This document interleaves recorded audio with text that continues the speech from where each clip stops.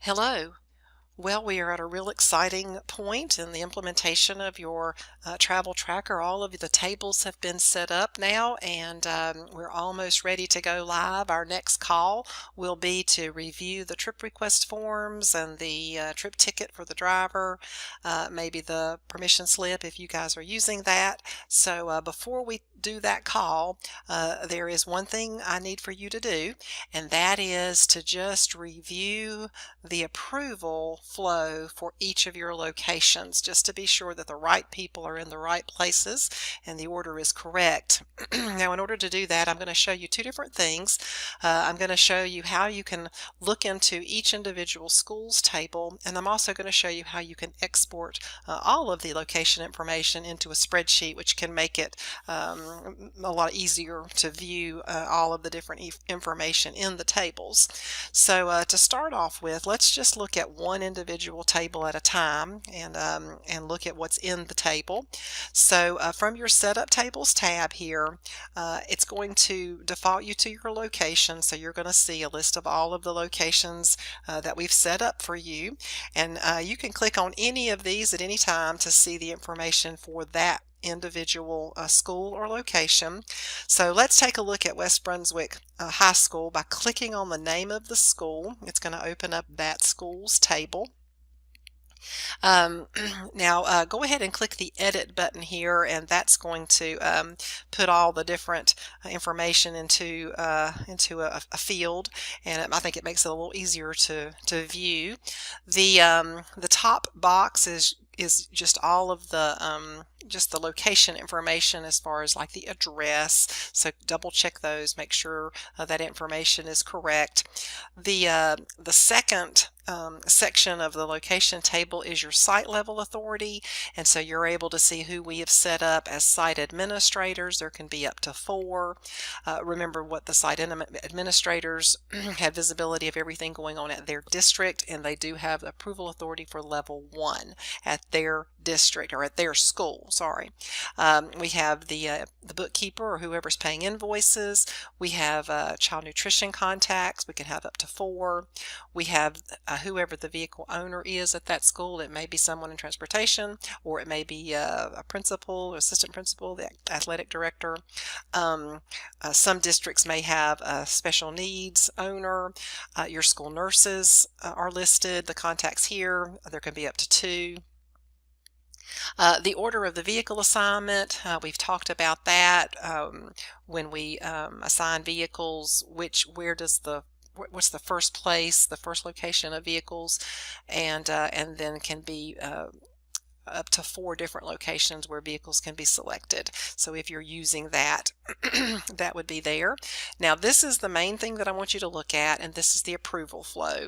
And so you can see here in the table, there are the different levels. Here's level 1 through 10, and here's the title of those different levels. Depending on which ones you're using, they could have different titles.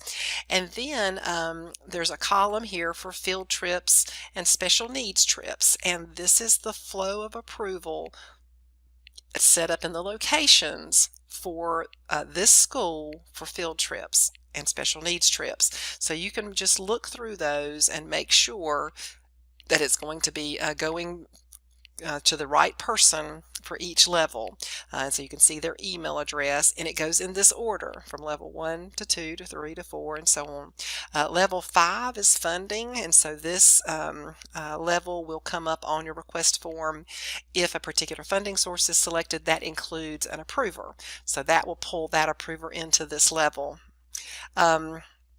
Levels 9 and 10 are established in the configuration tab. These are the same for every location, so these are not location specific. Every location would have the same individuals listed here in levels 9 and 10. So just review the field trips and the flow of approvals for field trips. Review the athletic trips and the flow of approval for athletic trips, and then if you're using staff trips, then you would see a column for staff trips. Review that flow of approval for staff trips. If you needed to make any changes, if the wrong person is listed, if the email address is not correct, then you can make the change here in the table. As long as you've clicked the edit button, then these fields are editable, and you can come in and make any kind of adjustments or changes in any of these fields. If you do make changes, just be sure that you click the submit button here, and that will submit those changes that you've made. Now, I don't expect you to open up every one of the tables and review them that way unless you just want to. I do want to show you that you can export all of the information from your locations into a spreadsheet. So up here at the top of your tables, you see a button Export to Excel. And so this can make it a whole lot easier to see the information. So click on that button. It depends on the browser that you're using. I'm in Chrome, and so my Excel opens up in the lower left corner. If you're using Firefox, it may open up in the upper right. So however you normally get to your Excel, that's where you will open the document. So I'm going to click on that. Now it is going to ask me to enable the editing and to enable the content, and a yellow banner here at the top. So you want to be sure that you do enable the editing and enable the content when it prompts you to do that. And then you're going to see just a regular spreadsheet.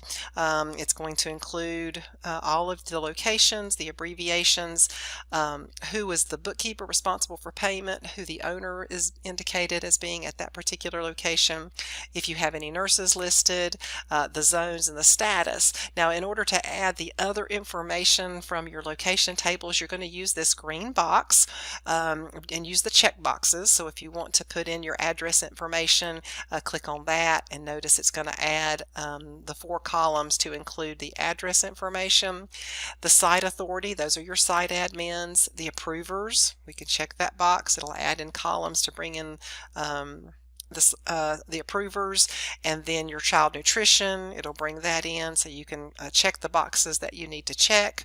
But I do want you definitely to at the very least check the site approvers, so we may need to scroll over and then you can come up and see who have I designated as this FT approver. That's abbreviated FT approver. Field Trip approver level 2. You're able to see that. The athletic approver is next. Curriculum approval, a central office approval is next. Out of county approver is next. Yellow bus approver, if you have one of those.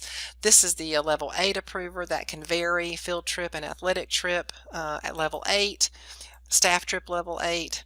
And then if you had any child nutrition listed, here's your bookkeeper again, your owners, nurses. The zone is here if you use that, and then the status. So use your spreadsheet. There's filter buttons on all of your columns, so you can filter on those. I think I find that to be a good way to check for misspellings or typos, so that you could click on that and it'll just list the ones that you can see, and you can kind of do a visual check to make sure I've spelled everything right, that my school domain is correctly spelled. I can check for if I've misspelled something. So check for that information using the export. So that's the task for you to do today, and once you have completed that, then go ahead and take a look at the Calendly link, and let's schedule our next call for our final review, that we will go over the trip request form, trip ticket, maybe the permission slip if you're using that, and any other last minute things that we need to look at before we start our final training and are ready to go live with your travel tracker. Once you have completed everything and scheduled our next call, mark this task complete. Thank you.